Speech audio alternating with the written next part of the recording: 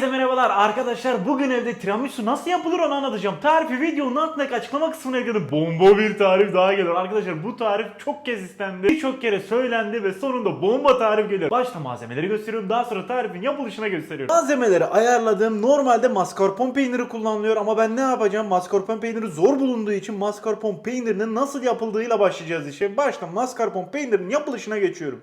Ocağın altını yakıyorum. Tencereyi ocağa ekliyorum. İçerisine 3 paket krema ekliyorum. Bunu orta ateşte karıştıra böyle kaynatmadan kıvama getireceğiz. Kaynamasına sakın izin vermeyin. Benim elimde ne var? Şöyle göstermek istiyorum size. Elimde böyle besinlerin böyle derecesini ölçen, sıcaklığını ölçen bir cihaz var. Ben bununla 85 dereceye kadar bunu pişireceğim. Daha sonra altını kapatacağım. Eğer sizde bu yoksa ne yapacaksınız? Kaynamasına izin vermiyorsunuz. Kaynamaya yakın ocağın altını kapatıyorsunuz. Bu süre zarfında bunu sürekli karıştırıyorsunuz bu şekilde. Cihazımı tutuyorum. 85'e set ettim. Şöyle tutuyorum, batırıyorum. Şu an böyle 50 civarlarında, 50, 51 o civarlarda yavaş yavaş artıyor zaten. Bu 85 derecelik sıcaklığa gelene kadar biz de limon sıkıyoruz. Böyle tutuyorum, bir ikiye bölelim başta. Böyle limon sıkma aparatına ekliyorum bunu ve iyice suyunu sıkıyorum. Aynı şekilde bunu bir çıkaralım, diğerini de sıkalım.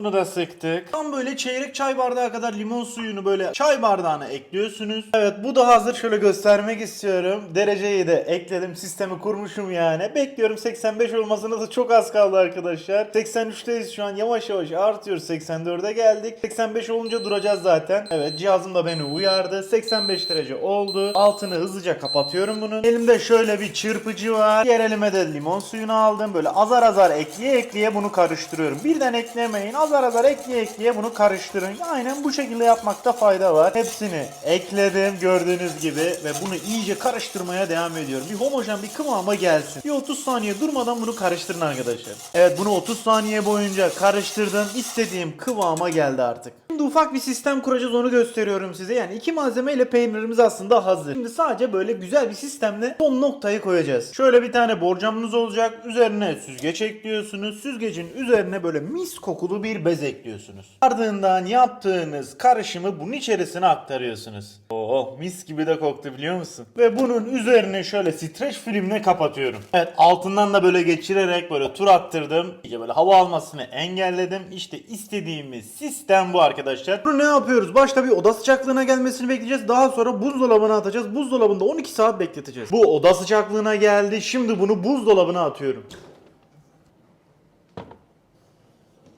Peynirimiz 12 saattir bekliyor. Şimdi dışarı çıkarıyorum. Şöyle bir açıyorum. Göstermek istiyorum size. Şuna bakın. Çok güzel olmuş. Şöyle bir kıvamını göstermek istiyorum size. Şuna bakın. Krem peynir kıvamında, görüyor musunuz? Çok güzel. Şöyle bunu bir toparlıyorum ben. Bir parça da suyunu sıkmak istiyorum ben. Böyle tutuyorum, suyunu sıkıyorum böyle. Ne kadar su çıkarırsam benim için o kadar iyi. Daha yoğun olur.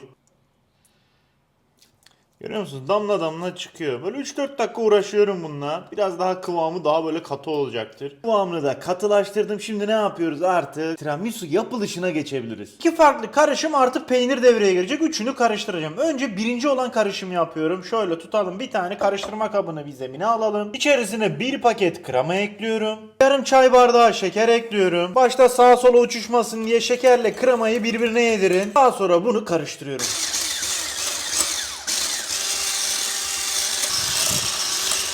Şunun kıvamına bakar mısınız? Tam istediğimiz gibi oldu. İşte bu şekilde olması gerekiyor. Durmadan 3 dakika boyunca çektim ve kıvamı tam istediğim gibi oldu. Birinci karışımımız hazır. Şimdi ikinci karışım yapmaya geçiyorum. 4 adet yumurtam var. Yumurtanın sarısıyla beyazını ayırıyorum. Şöyle ikiye ayırıp bir taraftan diğer tarafa alırsanız zaten yumurtanın sarısıyla beyazı kendiliğinden ayıracaktır. Ardından ne yapıyorsunuz? Şöyle tutuyorsunuz, diğer tarafa aktarıyorsunuz. Hepsini bu şekilde yapıyorum. Yumurtanın sarısını ayırdım. Şöyle ne yapıyorum? Bir karıştırma kabına alıyorum bunu. Bir çay bardağı şeker ekliyorum. Hani çikolatayı böyle benmar usulü eritiyorsunuz ya. Bunu da o sistemi kurup şekeri eritmeye çalışacağım. Önden ne yapıyorum? Bir parça karıştırıyorum böyle. Kendine gelsin. 1 dakika boyunca böyle yumurtanın sarısıyla şekerin başı dönene kadar bu şekilde karıştırıyorum bunları. Evet, yumurtanın sarısı ve şeker istediğimiz kıvama geldi. 1 dakika boyunca bunu karıştırmış bulunduk. Şimdi bunları ne yapıyoruz? Dediğim sisteme aktarıyoruz. Ocağın altını yakıyorum.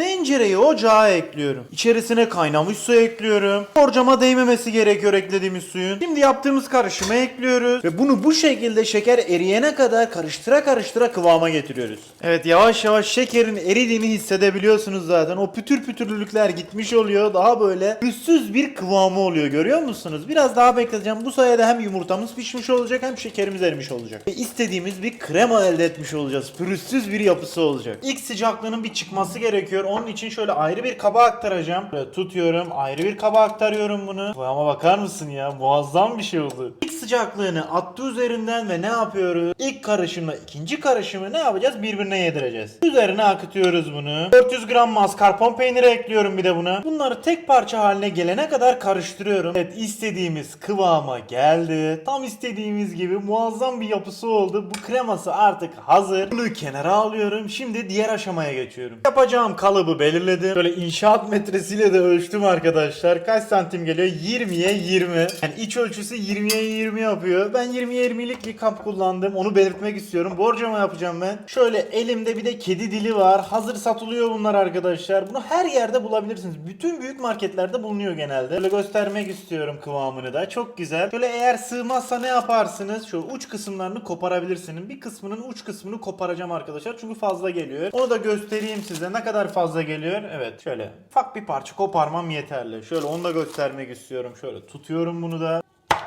Şu şekilde koparıyorum. Göstermek istiyorum. Tam sığıyor artık. Kedi tillerini böyle biraz yumuşatmak gerekiyor. Biraz da böyle aroma vereceğiz buna. Nasıl yapacağız bunu? Şöyle ufak bir karışım yapıyorum. Bir karıştırma kabının içerisine şöyle söyleyeyim. Öncelikle bir su bardağı sıcak su ekliyorsunuz. Bir su bardağı da oda sıcaklığındaki suyu ekliyorsunuz. 4 yemek kaşığı da Nescafe ekliyorsunuz. Yani çözünebilir kahve. Bu 1, bu 2, bu 3, bu da 4. 2 yemek kaşığı kadar da şeker ekliyorum. Bunu şeker ve Nescafe eriyene kadar karıştırıyorum. Şeker ve kahvemiz eridi. İstediğimiz kıvama geldi. Artık tiramisu'yu şimdi kabının içerisinde yapabiliriz. Tüm malzemeleri çünkü hazır. 7 dilini alıyorum, şöyle batırıyorum. Böyle 3 saniye 4 saniye tutup kaldırıyorum. Çok fazla tutmayın, yumuşar, elinizde parçalanır. Daha sonra bunu tutup borcamın içerisine aktarıyorum. Bir tane daha göstermek istiyorum. Böyle 2-3 kere batırın, kaldırın, zaten içerisine çekecektir. Su da sıcak olduğu için. Sonra tutuyorum, böyle yanına ekliyorum. Görüyor musunuz? Mis gibi oldu. Hepsini bunun gibi yapıyorum.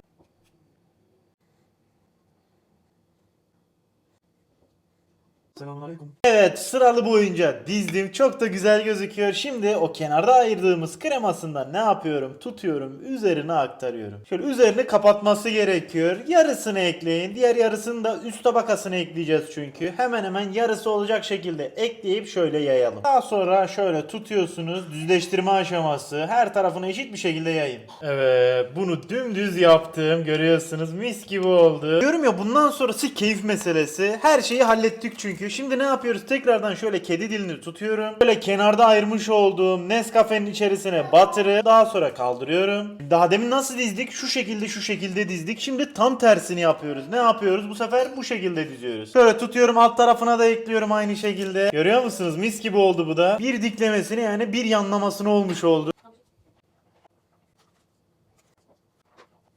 Evet, hepsini ekledik. Şimdi kalan kremanın hepsini üzerine ekliyorum arkadaşlar. Şöyle tutuyorum. Gelişi güzel gezdiriyorum. Tamamını boca edip bunu her tarafına yayıyorum. Dümdüz yapacağım bunu. Pürüzsüz yapmaya çalışacağım arkadaşlar. Çünkü yüzeyi benim için çok önemli. Burada artık ince çalışmalar başladı. Böyle pürüzsüz yapmaya çalışacağım dediğim gibi. Üzerine gidiyorum. Tiramisu bana ne zaman dur derse o zaman duracağım. Yani pürüzsüz bir hale gelene kadar bunu ne yapıyorum? Sık boğaz ediyorum. Bence bu iş olmuştu. İstediğim düzlüğe geldi. Şimdi bunu ne yapıyorum? Hızlıca dolaba atıyorum. En az 6 saat, ben 12 saat bekleteceğim. Artık tiramisu'yu çıkarabilirim. Bir 12 saat bekledi. Şimdi dışarı çıkarıyorum. Tiramisu'nun üzerine ne yapacağız? Şöyle elimde kakao var. Kakao ile süsleyeceğiz arkadaşlar. Orijinalinde bu şekilde yapılıyor. Şöyle bir kenara alalım. Ve kakaomu gösteriyorum. Bundan tutuyorum. Alıyorum bir parça. Üzerine böyle gezdiriyorum. İyice böyle süsleyelim bunu. Bunun olayı bu. Şimdi bunu taşlandırıyoruz yani. Çok güzel de bir görüntüsü olacak bu sayede. Her tarafına eşit bir şekilde gelmesine özen gösterin. Tamamen o beyazını kaplayacağız arkadaşlar. Onun için böyle boldan ekliyoruz.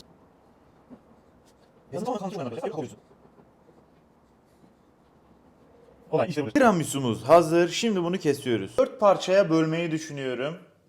Evet. Şimdi de diğer taraftan.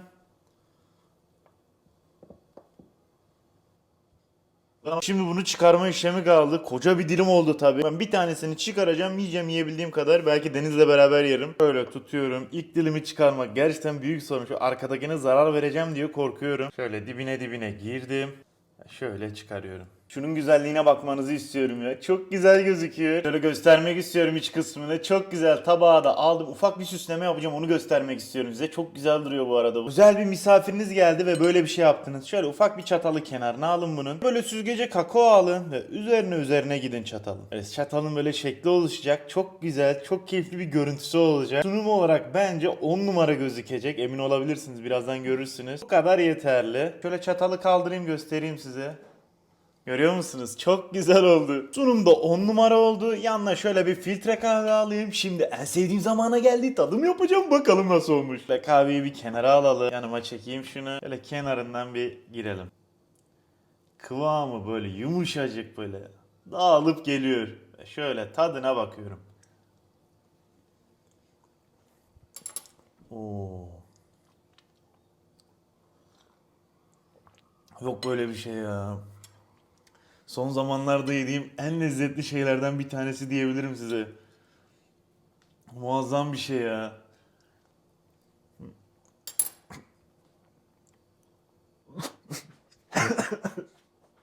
Kakao tozu boğazıma kayıyor. Şöyle devam ediyorum. Şunun güzelliği dillere destan ya. Şöyle devam ediyorum.